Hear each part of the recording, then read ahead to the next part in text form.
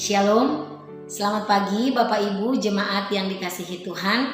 Sebelum kita beraktivitas di sepanjang hari ini, kita mau membaca dan merenungkan firman Tuhan. Sebelumnya mari kita berdoa. Tuhan Yesus yang baik, terima kasih untuk nafas hidup yang Tuhan anugerahkan bagi kami pagi hari ini. Sebelum kami beraktivitas di sepanjang hari ini, kami mau merendahkan diri kami, hati kami di hadapan Tuhan. Kami mau membaca akan firman-Mu, merenungkannya, dan kami boleh melakukannya di dalam kehidupan kami. Berfirmanlah kepada kami Tuhan, kami siap mendengarkannya. Demi Kristus kami memohon.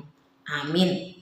Ya, Bapak Ibu saudara-saudara yang dikasihi Tuhan, pembacaan kita di dalam perenungan pada pagi hari ini terambil dari kitab 1 Samuel pasal 15 ayat 10 hingga ayatnya yang ke-23. Namun saya hanya akan membaca ayat 22 dan 23, demikian firman Tuhan. Tetapi jawab Samuel, apakah Tuhan itu berkenan kepada korban bakaran dan korban sembelihan sama seperti kepada mendengarkan suara Tuhan? Sesungguhnya mendengarkan lebih baik daripada korban sembelihan, memperhatikan lebih baik daripada lemak domba-domba jantan. Sebab pendurhakaan adalah sama seperti dosa bertenung, dan kedegilan adalah sama seperti menyembah berhala dan terafim. Karena engkau telah menolak firman Tuhan, maka ia telah menolak engkau sebagai raja. Ya, Bapak Ibu saudara-saudara yang dikasihi Tuhan, ketaatan kepada Allah adalah sesuatu hal yang mutlak. Allah tidak ingin umat yang dikasihinya berkompromi walaupun alasannya kelihatannya baik menurut kita. Namun kita melihat di dalam kebenaran firman Tuhan pada pagi hari ini, apa yang sudah menjadi ketetapan Allah, apa yang sudah menjadi perintah Allah harus ditaati. Di dalam pembacaan ini Saul jatuh ke dalam ketidaktaatan kepada perintah Tuhan karena ia takut kepada manusia ketimbang kepada Allah. Nah, dalam bacaan Alkitab ini Tuhan jelas sekali memerintahkan Saul untuk menumpas habis orang Amalek tanpa menyisakan seorang manusia pun. Bahkan hewan pun harus mereka musnahkan. Itu di dalam ayat 2 sampai ayatnya yang ketiga di dalam 1 Samuel 15. Di dalam nas ini. Perintah ini adalah untuk menggenapi apa yang Tuhan ingin lakukan kepada orang Amalek karena dosa mereka yang keji. Bangsa Amalek adalah bangsa yang pertama kali menyerang bangsa Israel saat mereka keluar dari Mesir dan menuju tanah Kanaan.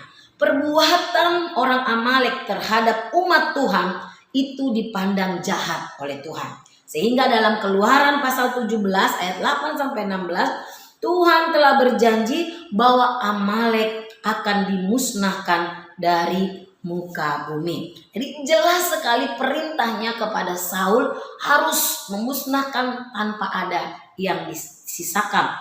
Namun yang terjadi adalah Saul tidak menumpas seluruh orang Amalek, melainkan menyisakan Raja Amalek itu Agag di dalam ayatnya yang ke-8. Bahkan Saul sangat mempertimbangkan pandangan orang terhadap dirinya. Dia lebih takut kepada manusia daripada kepada Tuhan. Diceritakan di dalam nas ini bagaimana Saul juga mengizinkan rakyat mengambil hewan jarahan berupa kambing domba dan juga lembu-lembu terbaik. Saul membela dirinya dengan mengatakan bahwa rakyat ingin mempersembahkan korban kepada Tuhan di Gilgal. Wow, sangat mengerikan sekali apa yang dilakukan oleh Saul, dan dia juga mengizinkan rakyat untuk mengambil hal-hal yang Tuhan sudah katakan harus ditumpahkan habis. Namun kita melihat bagi Tuhan ketaatan lebih penting daripada korban. Itulah yang tadi kita baca. Apakah Tuhan berkenan kepada korban bakaran dan korban sembelihan? Nah, Samuel mengingatkan Saul bahwa ia bisa menjadi raja karena anugerah Allah yang memberikan kepadanya. Ayat 17. Tanpa Tuhan, Saul mustahil menjadi raja atas Israel. Saul seharusnya selalu mengingat akan kebaikan Tuhan dan hidup takut kepada Tuhan, bukan takut kepada manusia. Dan ini yang paling mengerikan yang terjadi. Allah yang dikatakan, karena engkau telah menolak firman Tuhan, maka ia telah menolak engkau sebagai raja. Nah, saudara-saudara yang dikasihi Tuhan, kita melihat bahwa sekali lagi ketaatan kepada Tuhan adalah sesuatu yang harus, tidak bisa berkompromi, tidak bisa kita pilih-pilih. Sesuatu yang Tuhan perintahkan harus dilakukan.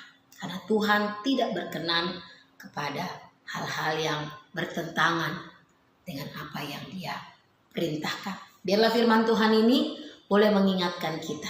Di dalam dunia ini banyak tawaran yang bisa membuat kita tidak taat kepada Tuhan. Tapi dari kisah Saul ini kita belajar untuk tunduk kepada apa yang Tuhan perintahkan bagi setiap kita. Kiranya Tuhan menolong kita untuk boleh peka terhadap apa yang diperintahkan Tuhan, dan kita belajar untuk selalu hidup taat, dengar-dengaran kepada Tuhan. Kiranya Tuhan menolong kita. Kita berdoa. Terima kasih Tuhan untuk firman yang sudah kami dengar, yang mengingatkan kami untuk kami boleh takut kepada Tuhan, taat kepada apa yang menjadi perintah Tuhan bagi hidup kami. Meskipun tidak mudah atau kerap kali pun kami jatuh, kami mohon ampun. Ajar kami Tuhan untuk kembali di jalan-jalan yang Tuhan inginkan bagi setiap kami. Dalam nama Tuhan Yesus kami berdoa, kami mengucap syukur.